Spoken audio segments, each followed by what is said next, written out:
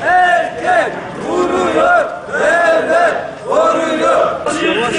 Kaldı, yaşamı özgürleştir. Ziya, azadi. Çocuklara uzanan eller kırılsın.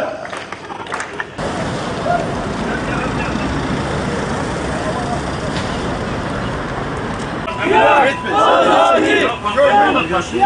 Hayret misin ya? Daha önce oluyor.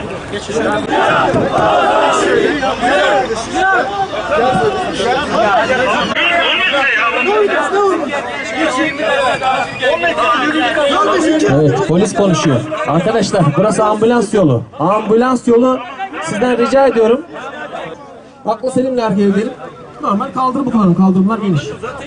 Rica ediyorum.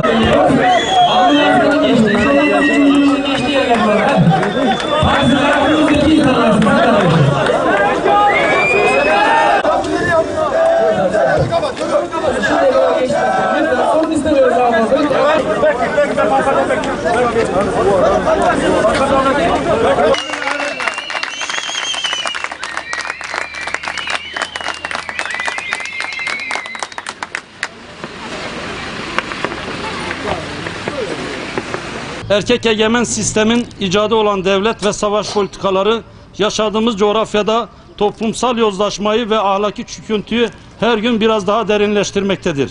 Yıllardır bu politikalara karşı verilen mücadelenin yeterli gelmemesi nedeniyle bu politikalar tüm kirliliği ile bugüne kadar sürdürebilmiştir.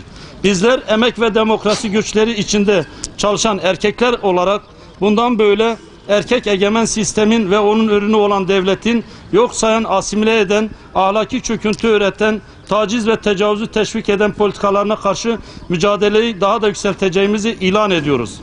1997-2012 yılları arasında gözaltında taciz, tecavüze karşı yardım bürosuna başvuran 368 kadından 270'inin Kürt olması devletin politikalarını çok açık bir şekilde ortaya koymaktadır.